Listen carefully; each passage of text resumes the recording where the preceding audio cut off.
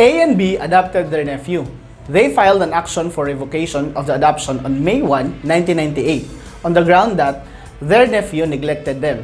Based on the rules on domestic adoption, the judge must A. Advise A and B to just disinherit the nephew. B. Disallow the revocation. C. Refer the petition to the DSWD. D. Grant the petition after hearing. A. Advise A and B to just disinherit the nephew, or B. Disallow the revocation. Dorothy filed a petition to writ of habeas corpus against her husband, Roy, to get from him custody of their 5-year-old son, Jeff. The court granted the petition and required Roy to turn over Jeff to his mother. Roy sought reconsideration but the court denied it. He filed a notice of appeal 5 days from the receipt of the order denying his motion for reconsideration. Did he file a timely notice of appeal? A.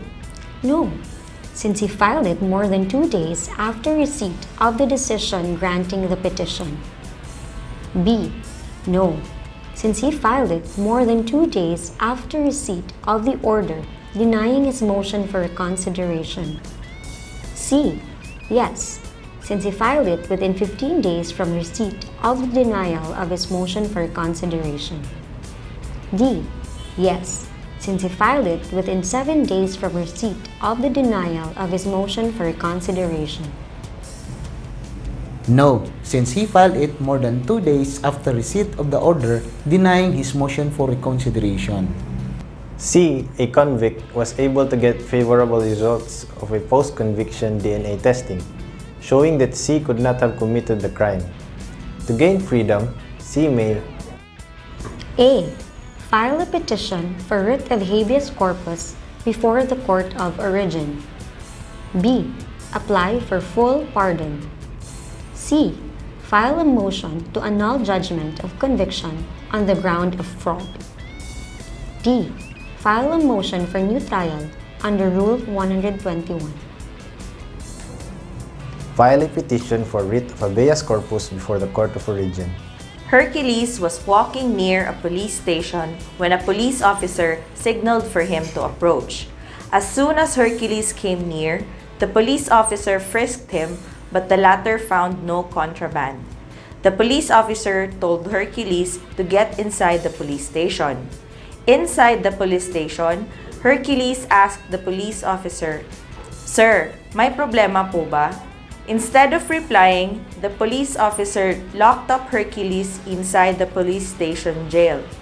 What is the remedy available to Hercules to secure his immediate release from detention?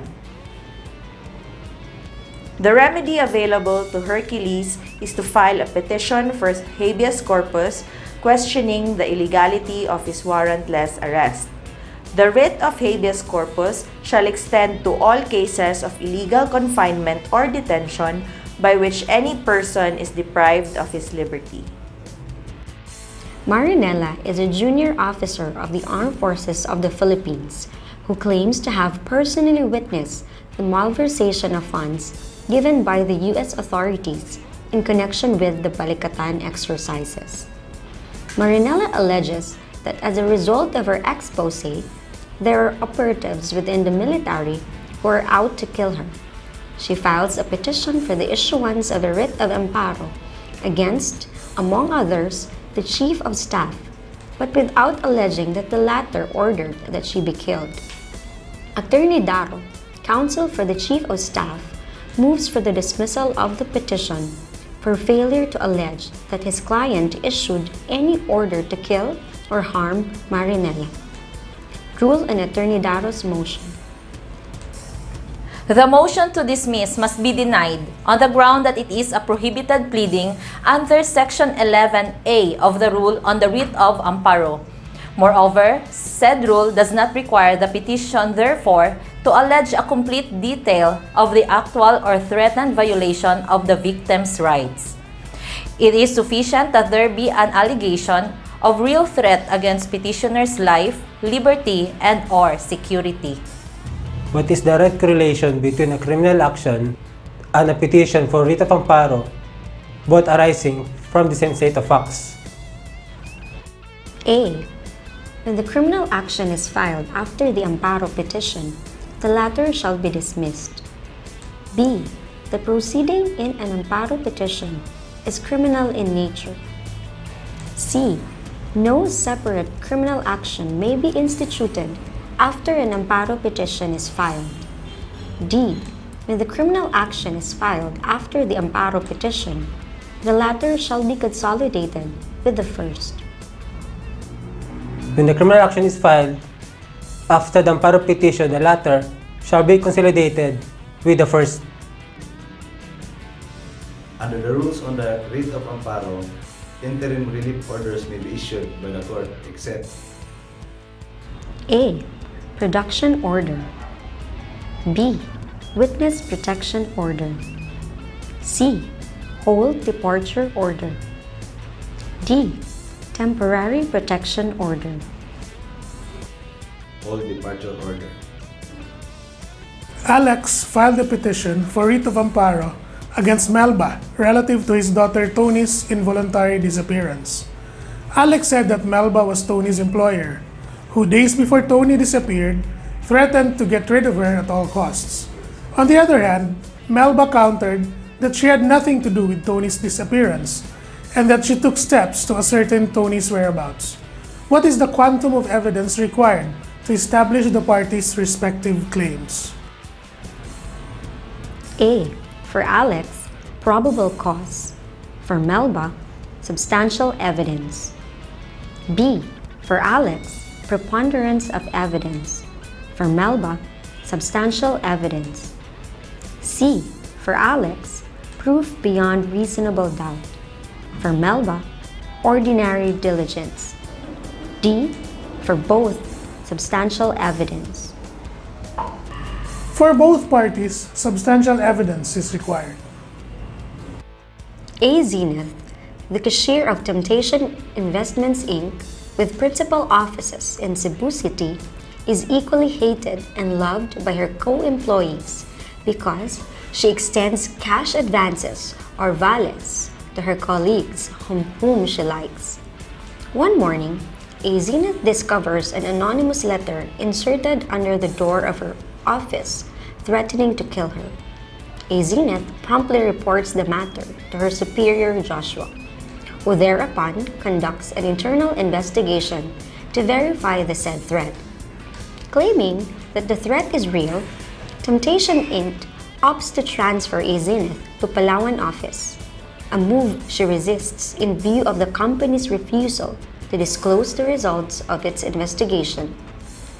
Decrying the move as a virtual deprivation of her employment, A. Zenith files a petition for the issuance of a writ of habeas data before the regional trial court to enjoin Temptation Inc. from transferring her on the ground that the company's refusal to provide her with a copy of the investigation results compromises her right to life, liberty, and privacy.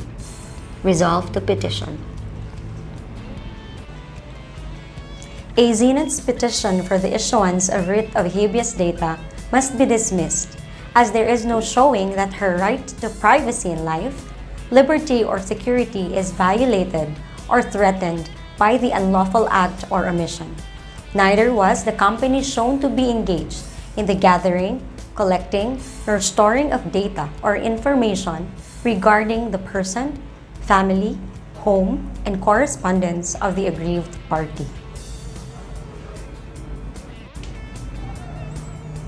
A wants to file a petition for writ of habeas data against AFP in connection with threats to his life allegedly made by AFP intelligence officers. A needs copies of AFP highly classified intelligence reports collected by Sergeant Santos, who is from AFP. A can file his petition with A. RTC where AFP is located. B. RTC where Sergeant Santos resides. C. Supreme Court. D. Court of Appeals. RTC with Sergeant Santos resides or Supreme Court.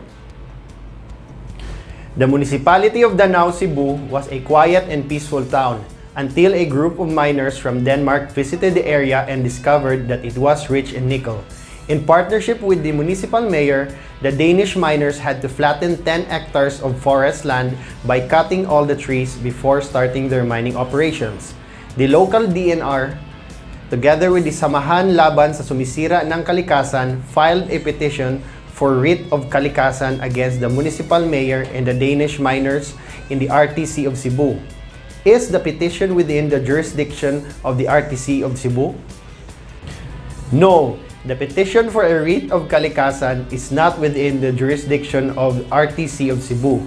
Rule 7, Section 3 of the Rules of Procedure for Environmental Cases provides that a petition for a writ of kalikasan is filed with the Supreme Court or any of the stations with the Court of Appeals.